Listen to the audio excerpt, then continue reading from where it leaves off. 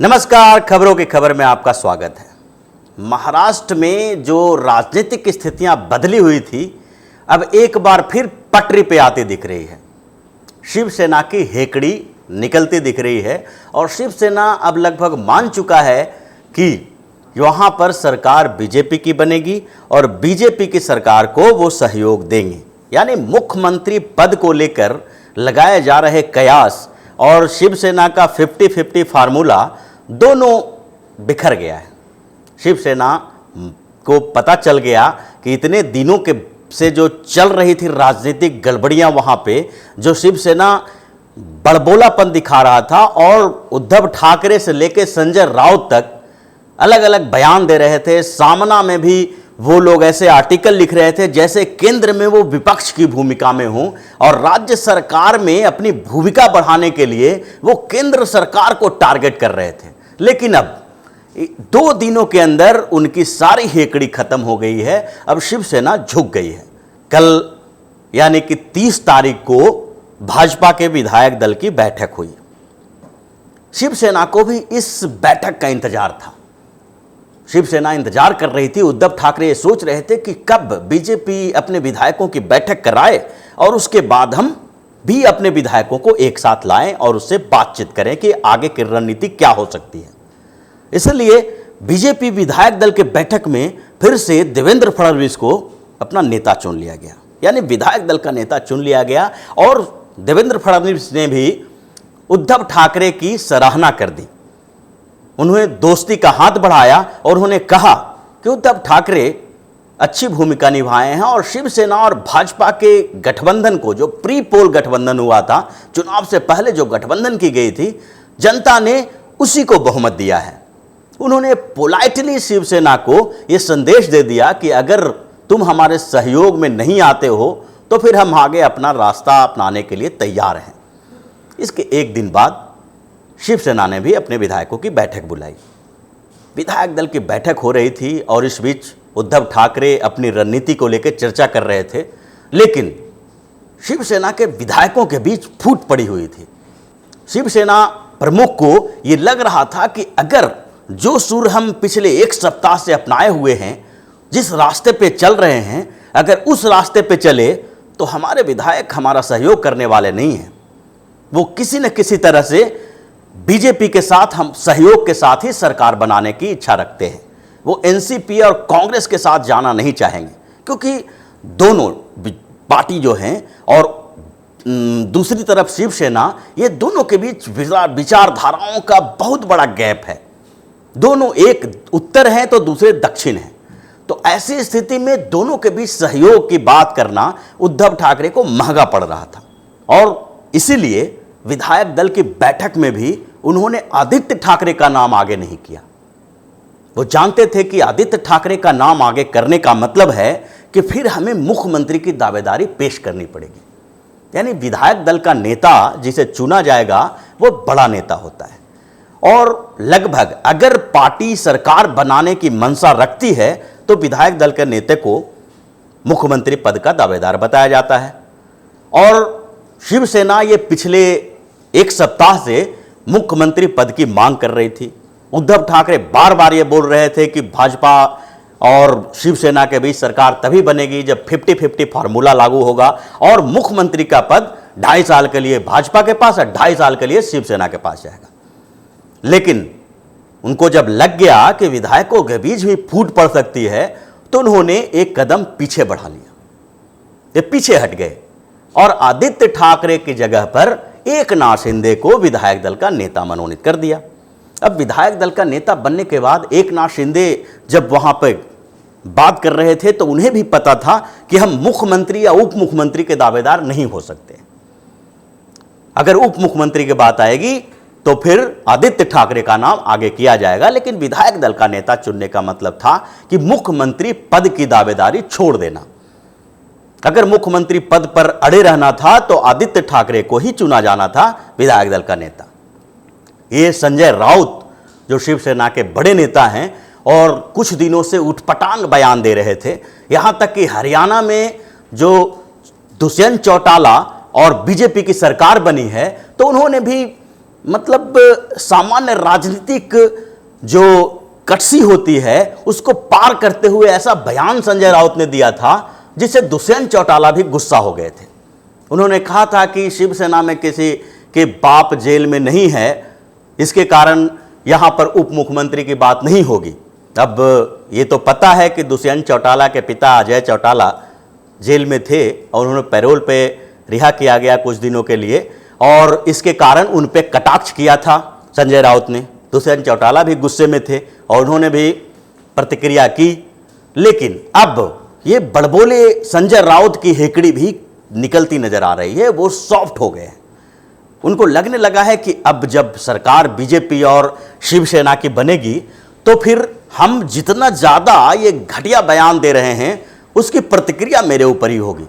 कहीं ना कहीं बॉल जो हम फेंक रहे हैं दीवार के तरफ वो वापस मेरे कोर्ट में ही आ जाएगा और फिर हमारी परेशानी बढ़ने वाली है। इसलिए उन्होंने अपने आप को थोड़ा सॉफ्ट कर लिया और उनका बयान भी इसी तरह का है जैसे कि बीच बीच का बयान होता है। न तो शिवसेना को कमज़ोर करने वाला, वो दिखा भी नहीं सकते कि शिवसेना झुक गई है, और ये भी नहीं बता सकते कि हम बीजेपी के बिल्कुल शरण में चले गए हैं।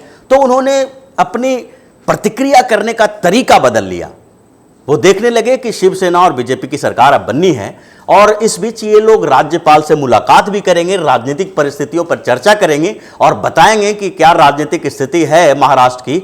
लेकिन ये जरूर मतलब इससे साफ होता है कि राज्यपाल से वो सरकार बनाने का दावा पेश करने के लिए नहीं जाने वाले हैं, क्योंकि इस बीच एनसीपी और कांग्रेस दोनों ने शिवसेना को बुरी तरह से लताड़ दिया है। एनसीपी के महाराष्ट्र चीफ जयंत पाटिल ने बयान दे दिया और बोले कि किसी तरह का कोई गठबंधन की बात हो ही नहीं रही है शिवसेना के साथ, और हमें जनता ने अपोजिशन में बैठने का मैंडेट दिया है और इसलिए हम अपोजिशन में ही रहेंगे, हम अपोजिशन से सरकार की तरफ नहीं बढ़ेंगे। अजीत पवार ने भी कुछ ऐसा ही बयान दिया था कि हम सरकार के ऊपर नजर रखेंगे और शिवसेना और बीजेपी की सरकार बनेगी, और ये जो चल रहा है वो बहुत बड़ी बात नहीं है, राजनीति में होते रहता है। और अजीत पवार के साथ साथ ये जो एनसीपी के और दूसरे एक बड़े नेता हैं प्रफुल्ल पटेल, जो अभी करप्शन के मामले में ईडी की जांच झेल रहे हैं और उनको ज़्यादा डर लग रहा है कि आगे क्या होगा, उन्होंने भी पलटी मारी और वो भी बोले कि शिवसेना या भाजपा या किसी भी पार्टी को कोई समर्थन देने की बात नहीं है। हम और कांग्रेस के साथ चुनाव लड़े हैं, पिछले बार से अलग चुनाव हुआ है, और फिर भी दोनों गठबंधन करने के बावजूद हमें जनता ने अपोजिशन में बैठने का मैंडेट दिया है और इसलिए हम अपोजिशन में बैठेंगे।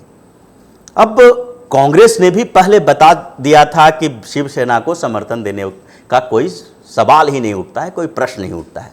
तो इस बीच उद्धव ठाकरे को भी लगने लगा कि ये इतना दिन तक लगातार एक सप्ताह से ये गतिविधियां चल रही है, तोड़ मोड़ की राजनीति चल रही है, लेकिन फिर भी कांग्रेस और एनसीपी के तरफ से कोई ऐसा बयान नहीं आया है जिससे कि लगे कि वो समर्थन देने के लिए तैयार बैठा हुआ है।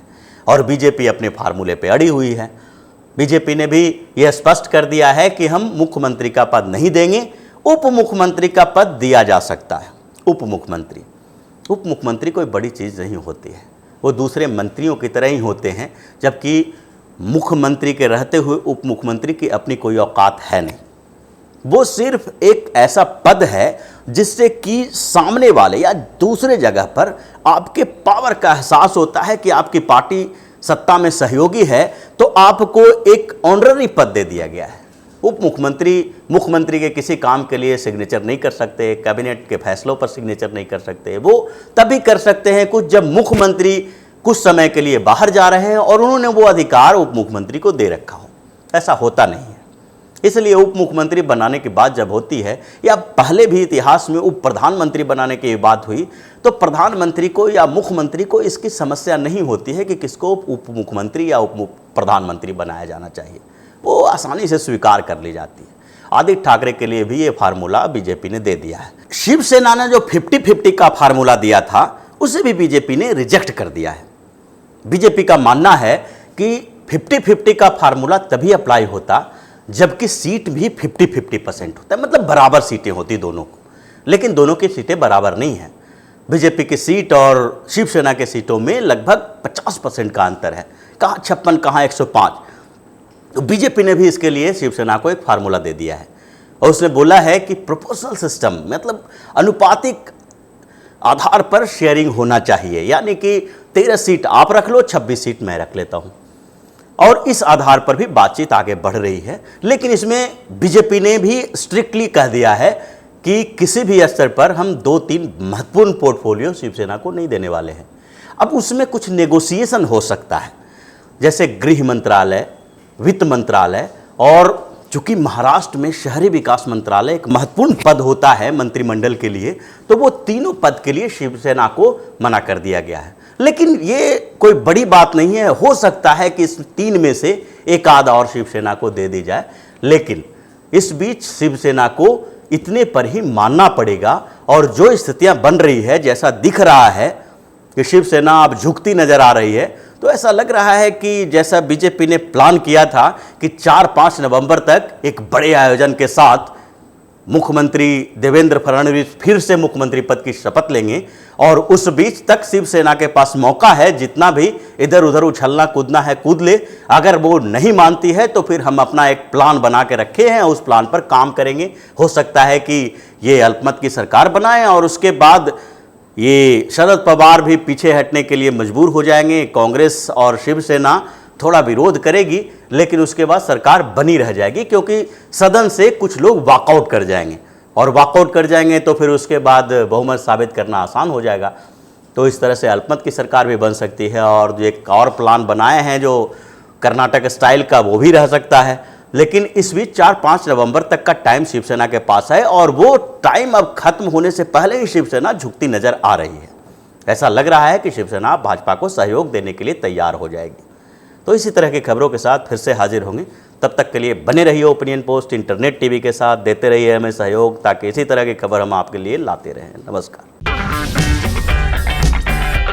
अगर आपको हमारा वीडियो पसंद आया हो तो इसे लाइक करें, हमारे चैनल को सब्सक्राइब करें, और हाँ, बेल आइकन दबाना ना भूलें, ताकि आप तक हमारे वीडियो की नोटिफिकेशन पहुंचती रहे। आप अपना सुझाव हमें कमेंट बॉक्स में दे सकते हैं। हमारे साथ जुड़ने के लिए शुक्रिया।